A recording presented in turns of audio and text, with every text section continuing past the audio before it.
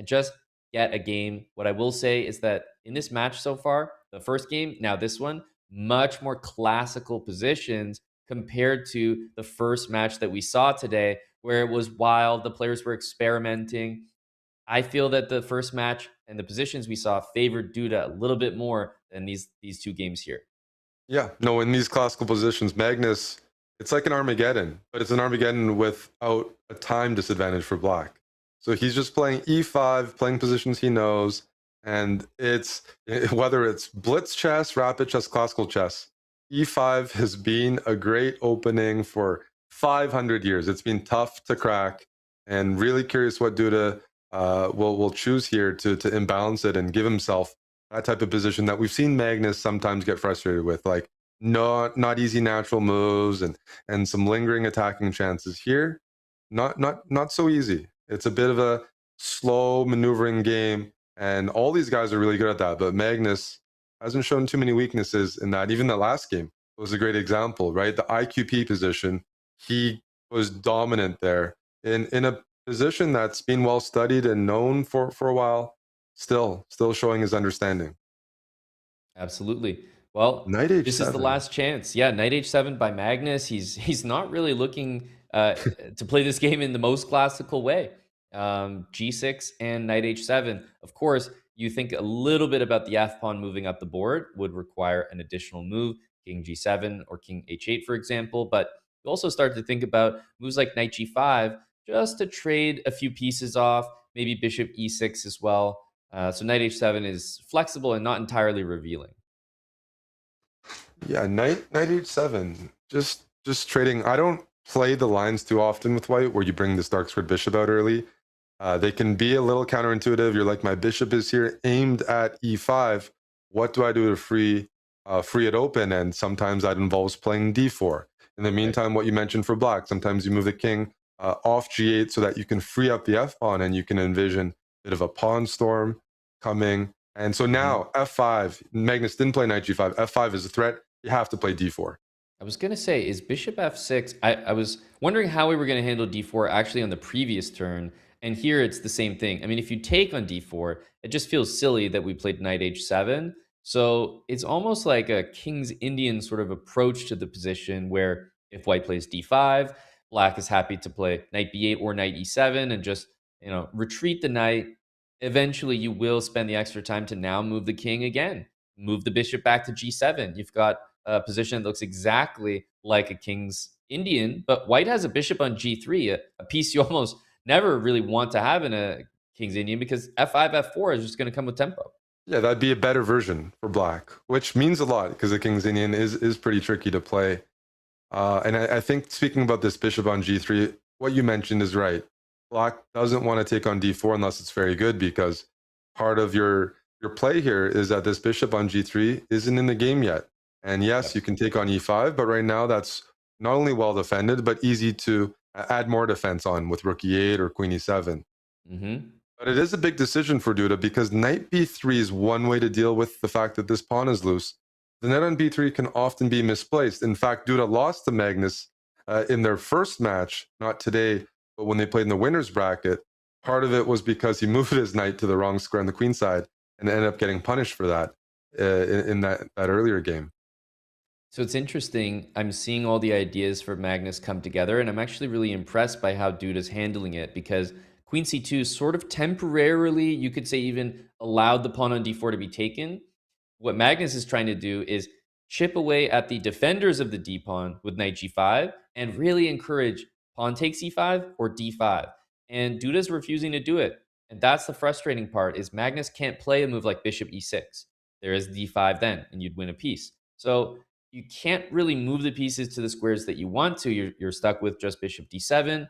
Now, for example, if you ever did play D5, it might be a little bit better. E7's not available. The knight would be kicked back to a square that really doesn't have a future. So I think Duda's doing the right thing and just waiting this out, because Magnus is going to start to feel extremely cramped in the position. We have to talk about the obvious thing here. Why can't black take on d4? Or why is Magnus not choosing to? Because if white doesn't have to deal with that, that's what Duda's arguing, that makes the position quite a bit easier to play. And the point is, I think, if you take on d4 in any of these positions, you can win a pawn, or it looks like you win a pawn. But after f4, this is a must-win game for Duda. f4, knight swings back to f3. White gets a massive initiative with the center here. Feels like things are very loose. Magnus isn't really a pawn grabber unless he feels like it's an easy to play position. And this position certainly isn't the play. If you move your bishop here, you lose your ability to have that bishop on the long diagonal. But something like bishop f6, I go e5, and all of a sudden, all of White's pieces are effective, putting pressure here, and perfect for the match situation where he needs an imbalance to try to beat Magnus. And here we go. Rook d8, still avoiding the capture. Now, White's played king h1. White's played rook e1. All of the pieces are almost on the squares that they'd like to be. The only other improvement is maybe I'm looking at the bishop on c4, thinking I might want to use that square for my knight. So it could see a move like bishop a2, bishop b3, just dropping the bishop back. However, knight h2, direct idea of perhaps just f4. Look at the pawn on d4. We talked about how it's been hanging and maybe it can't be taken. I think this move, it proves exactly that. The pawn can be taken and it's attacked 3 times here. We don't care. The idea is f4, kick that knight out and generate pressure with moves like knight f3 and e5.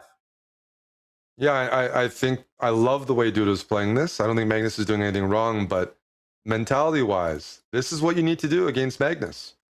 Let him take the pawn. Let him put his pieces on worse squares. Force him to tactically be extremely aware, which he hasn't been today for his standards. F4, exclamation mark. Yep, and you can put bishop h4 on the board. Bishop takes h4, queen takes h4, knight f3. Oh yeah, f5 directly. Correct. Yep, I was going to put the queen back on e7 and say f5. And just show similar ideas. Knight on g4, f5, threatening the knight, threatening f6. And he can do it right away. Exactly. And against Magnus today, this is exactly how you want to play. Let's take a look at the current position. He's played it. So f5 is Magnus sacrificing his queen. And I think that's the best line. That's the best line. And that's, I don't know if it's a blunder or Magnus saw it, but it's not the worst queen sacrifice, all things considered. It's not like, oh, it's game over right now, because Black gets the dark squares and some stability here, even though Magnus doesn't really believe in fortresses.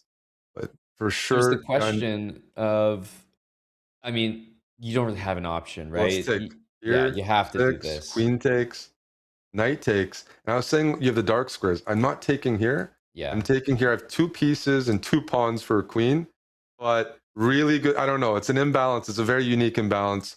But Magnus usually has a very good feeling for material sacrifices. I will say it's really one of the best possible versions, because the worst thing that you can have, speaking from the perspective of someone who's given up a queen for a couple pieces a few times in his career, the worst thing that you can have are pawn breaks. And White has a4, c3, and will have an isolated e-pawn. So there's not a lot of ways you can break the position there. So I think it was a reasonable option and not just a desperation. I actually think you could really hold that position, but maybe Magnus still believing there's a little bit of a fight left in this one. Well, this knight c5 doesn't change what we looked at in the sense of the imbalance, because if I go knight f3, you're probably still taking here. You don't want to, you'd rather give up your queen for 2 pieces and 2 pawns bishop f6 than play bishop f6. And if you put or bishop lose a full f6, bishop. Correct. Losing a full bishop, not okay. Bishop f6 on the board, then, what's the most devastating path forward? Queen c1, let's target this. Let's just play rook h8. And there's an e5 move. And everything is collapsing. The queen is just misplaced here. You can just lose the game on the spot. Yep. That's the risk with Magnus keeping material. So let's take a look at what happened. Knight c5, knight f. Oh, he took on h4.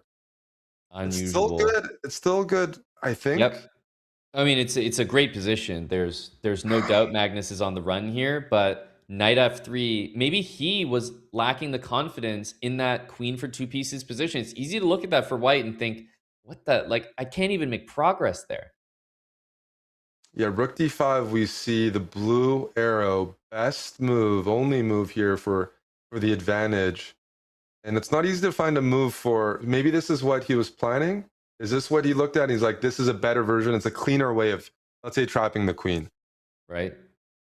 I mean, Well, the blue arrow is very important. I feel like to find right now. I'm it's to also threaten looking, f6. also looking, Eric, at Duda's camera. He's had to move actually further and further back from the screen, I think, so that the sun isn't actually That's hitting not him an optimal directly. setup. Yeah, Yeah, he's got it's to he's got to put some face paint on him, on like the football players, the baseball guys that remove the glare a little bit.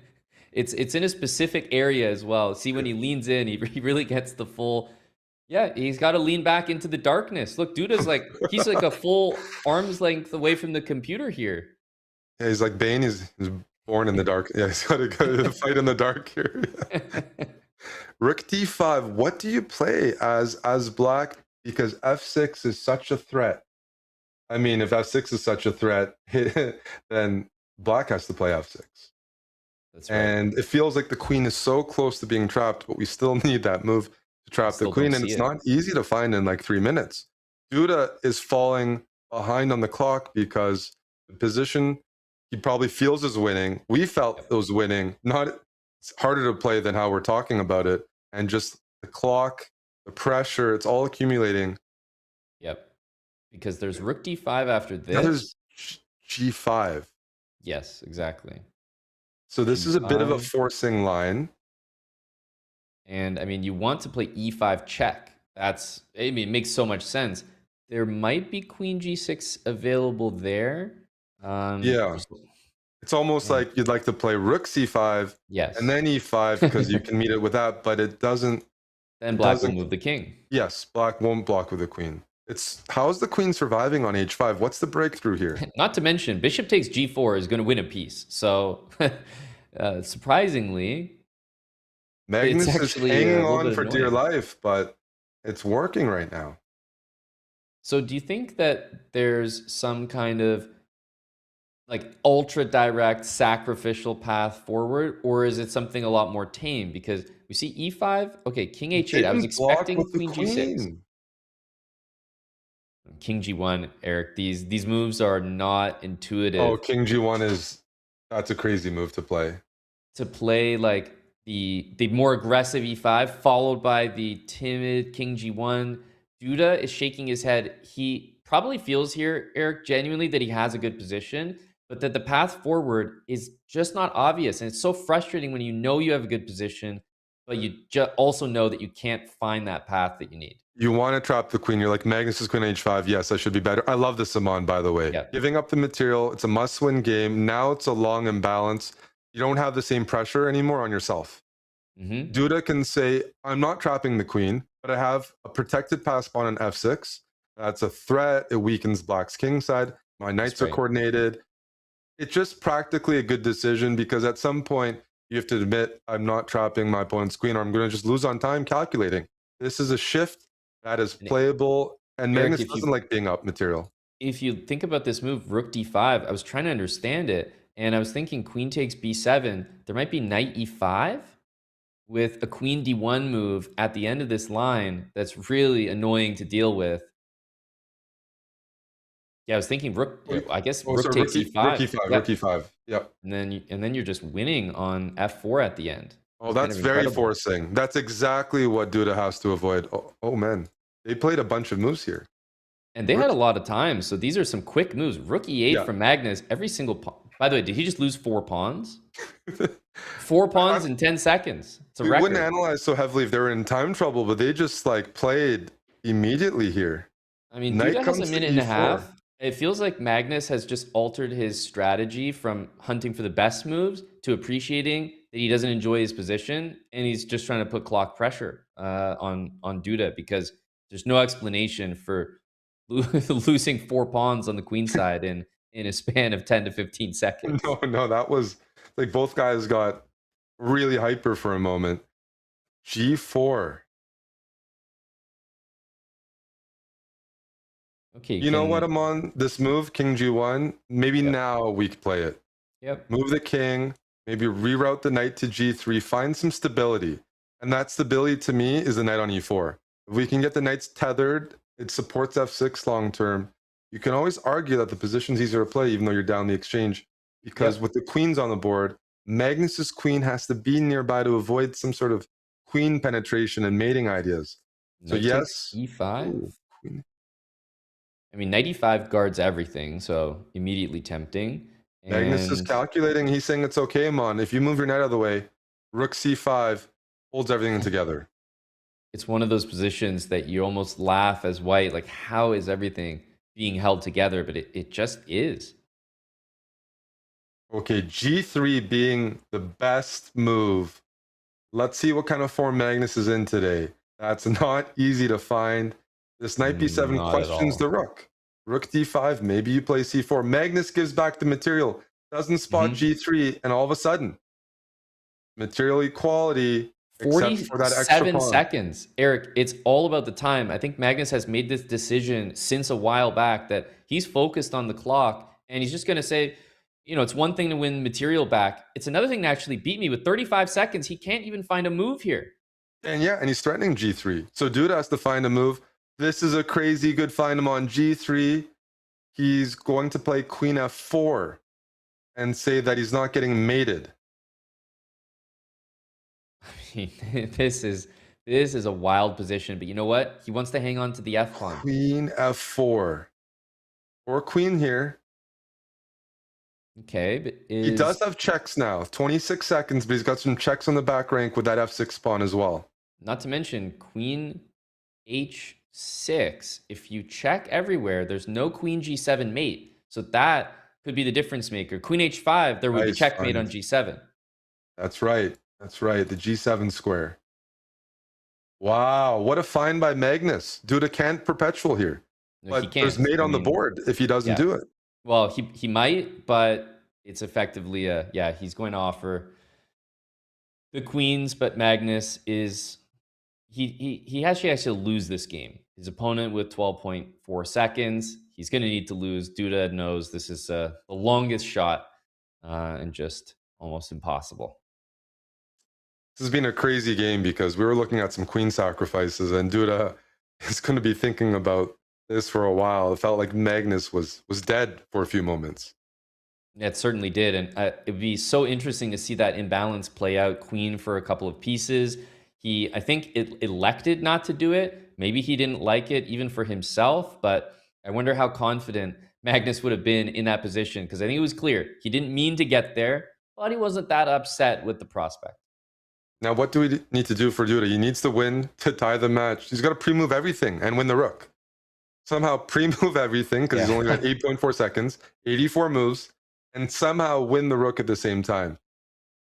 Yeah, he's starting to pre-move. Impossible. Well, almost pre-move, semi-pre-move. He's hovering. And probably not going to be enough, but he's trying. Yep, as he should. There's the pre-move. 2.6 seconds. Yeah, Magnus would have to self-mate.